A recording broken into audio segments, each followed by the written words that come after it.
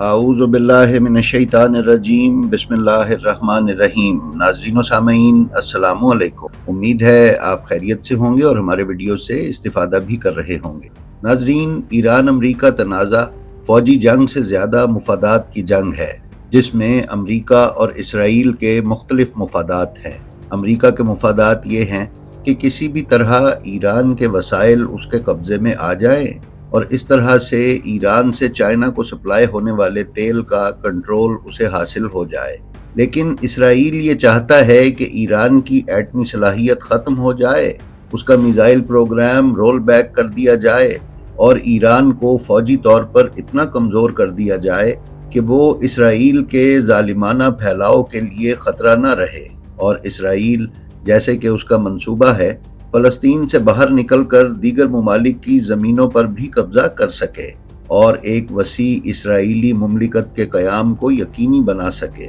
ناظرین، ہم نے آپ کو پچھلے ویڈیوز میں بھی گزارش کی تھی کہ امریکہ نے اسرائیل کی خواہش اور خطے میں عدم استحکام پیدا کرنے اور ایرانی وسائل پر قبضہ کرنے کے لیے اتنے بڑے آپریشن کو چھیڑ تو لیا ہے، لیکن وہ اپنی کمزور اقتصادی حالت کے باعث اسے نہ تو زیادہ دیر تک جاری رکھ سکتا ہے اور نہ ہی کسی فل سکیل وار میں جا سکتا ہے۔ البتہ اپنی عوام کو مطمئن کرنے کے لیے ٹیک ہوم کے طور پر وہ جزوی حملے ضرور کر سکتا ہے، اور جس طرح اس نے پچھلے سال فردو کے ایٹمی پلانٹ پر بم پھینک کر یہ شور مچایا تھا کہ اس نے ایران کی ایٹمی صلاحیت کو ختم کر دیا ہے، اسی طرح وہ اس بار بھی 2-3 ایرانی تنصیبات پر اٹیک کر کے اسی طرح شور مچاتا ہوا یہاں سے عزت دارانہ ایگزٹ یعنی اخراج چاہے گا۔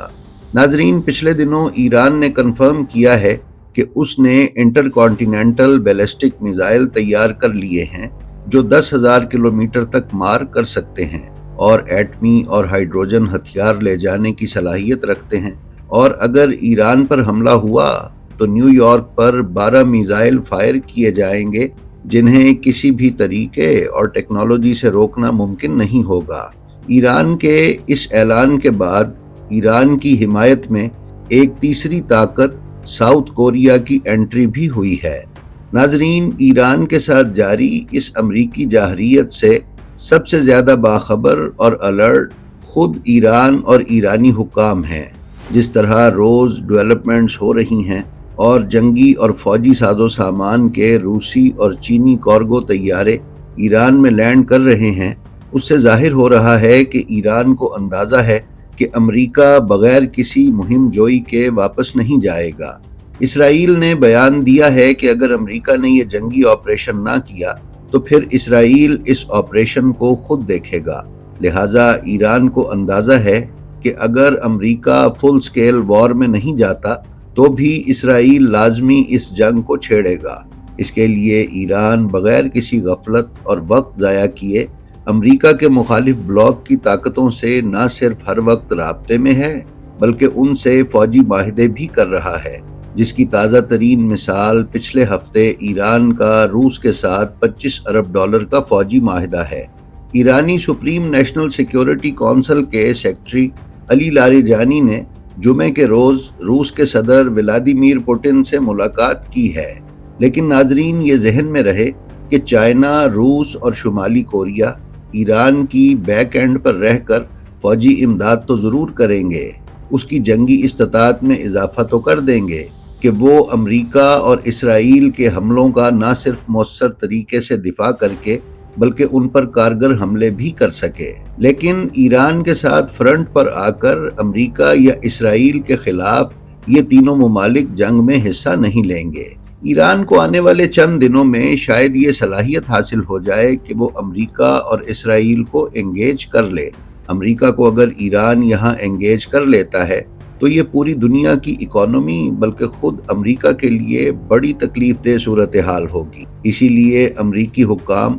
خصوصاً امریکی نائب صدر بھی ٹرمپ کو ایران کے ساتھ مذاکرات کرنے کا مشورہ دے رہے ہیں، اور ایران پر حملے میں اسی وجہ سے تاخیر ہو رہی ہے، اور اب تک صرف دھمکیوں سے ہی مطلوبہ نتائج حاصل کرنے کی کوشش کی جا رہی ہے۔ لیکن امریکہ کی ماضی کی پریکٹس یہ ثابت کرتی ہے کہ مذاکرات سے وقت ضائع کرنے کے علاوہ کچھ حاصل نہیں ہوتا۔ امریکہ مذاکرات کرنے اور شرائط منوا لینے کے باوجود بھی اپنی مرضی ہی کرتا ہے۔ ناظرین، آپ کے لیے یہ بات شاید قبل از وقت اور حیران کن ہو کہ امریکہ کے ایران پر حملہ کرنے سے پہلے شاید ایران خود امریکہ یا اسرائیل پر کوئی حملہ کر دے اور اس طریقے سے امریکہ کے اس خطے میں مفادات کو متزلزل کر دے۔ جس قدر تیزی کے ساتھ حالات ایران کے حق میں تبدیل ہو رہے ہیں اور ایران فوجی صلاحیت حاصل کرتا چلا جا رہا ہے، اس سے عین ممکن ہے کہ ایران کو مدد دینے والی دونوں قوتیں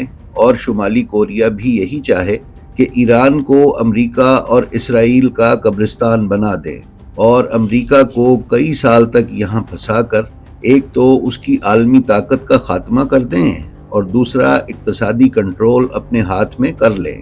ناظرین، فوجی مبصرین کی رائے کے مطابق ایران نے ایک بہت اہم موقع ضائع کیا ہے۔ اگر ایران پچھلے سال جون میں کہ جب اس پر پابندیاں لگائی جا رہی تھیں ایک ایٹمی دھماکہ کر دیتا اور اپنی ایٹمی صلاحیت ٹیسٹ کر کے دنیا کے سامنے لے آتا تو آج ایران کے لیے حالات کافی پرسکون ہونے تھے۔ امریکہ اور اسرائیل ایران کے لیے بالکل ٹھنڈے ہو چکے ہوتے اور کسی قسم کی فوجی مہم تو کیا دھمکی دینے سے بھی گریز کرتے۔ ایران کا نیوکلیئر طاقت بننا صرف ایران کی ہی حفاظت کی ضمانت نہیں بلکہ پورے خطے، جس میں خصوصی طور پر پاکستان بھی شامل ہے، کی حفاظت کا ضامن ہے اور ساتھ ہی ساتھ چائنا اور روس کے مفادات کو بھی تقویت پہنچانے کا سبب ہے۔ بغیر ایٹمی صلاحیت کا ایران نہ صرف خود غیر محفوظ ہے بلکہ ایران کے بعد اگلا نمبر پاکستان کا ہو سکتا ہے۔ لہٰذا ایران کی ایٹمی صلاحیت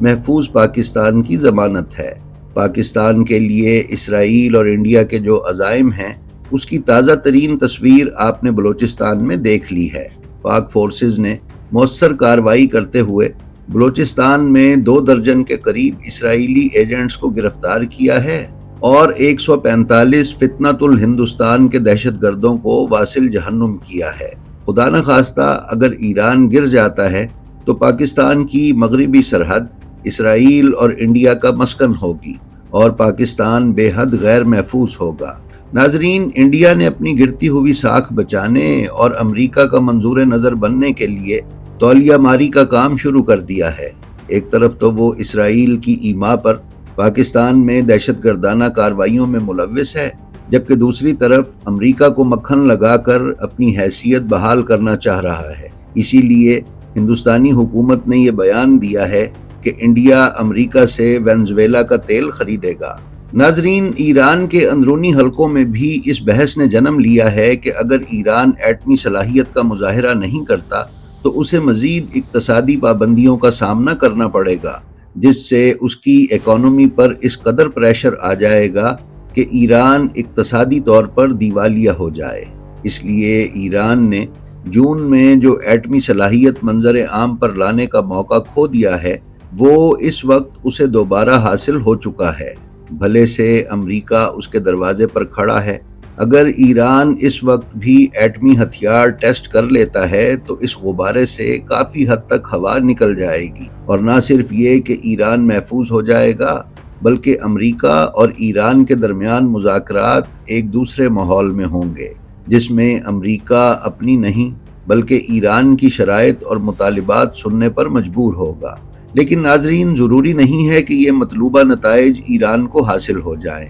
ایران کا ایٹمی ٹیسٹ امریکہ کے موقف کو بھی مضبوط کرنے میں مدد دے گا کہ ایران کے پاس بڑی تباہی پھیلانے والے ہتھیار یعنی ویپنز آف ماس ڈسٹرکشن موجود ہیں۔ اس لیے اس وقت ایک ایسی کھچڑی پکی ہوئی ہے جو ایک 2 دھاری تلوار کی مانند ہے۔ ایرانی سپریم لیڈر سید علی خامنائی صاحب نے کہا ہے کہ ایران پر اگر جنگ مسلط کی گئی تو یہ صرف ایران کی نہیں بلکہ ایک بہت بڑے خطے کی جنگ ہوگی۔ ناظرین، ایران جنگ ہونے کی صورت میں اپنے پراکسی پارٹنرز کو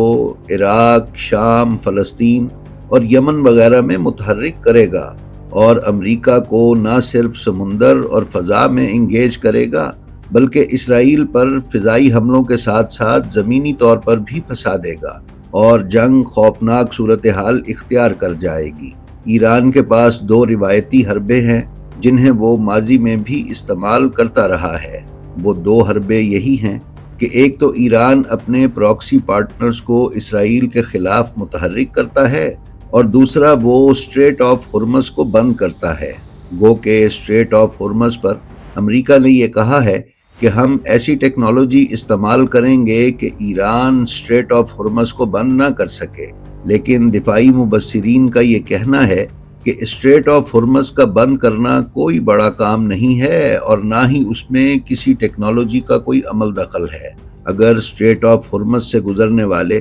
کسی ایک آئل ٹینکر کو بھی ایران ہٹ کر دیتا ہے، چاہے وہ ایران کا اپنا ہی آئل ٹینکر کیوں نہ ہو، تو اس سے پھیلنے والے تیل کی آگ کئی دن تک اسٹریٹ آف ہرمز سے کسی کارگو شپ کو گزرنے نہیں دے گی، اور یہی کارروائی اگر یمنی حوثی باب المندب پر کرتے ہیں تو عالمی کاروبار اور معیشت کو ایک بہت بڑا دھچکا پہنچے گا جو پوری دنیا کے لیے ناقابل برداشت ہوگا۔ لہٰذا امریکہ کو بھی یہ علم ہے کہ اس کے لیے بھی یہ جنگ لوہے کے چنے چبانے کے مترادف ہے، اسی لیے وہ بار بار ایران کو مذاکرات کرنے پر مجبور کرنا چاہ رہا ہے۔ ناظرین، اپنا اور اپنے متعلقین کا بے حد خیال رکھیے اور خلق خدا میں آسانیاں تقسیم کرتے رہیے۔ خدا آپ کا حامی و ناصر ہو۔ السلام علیکم۔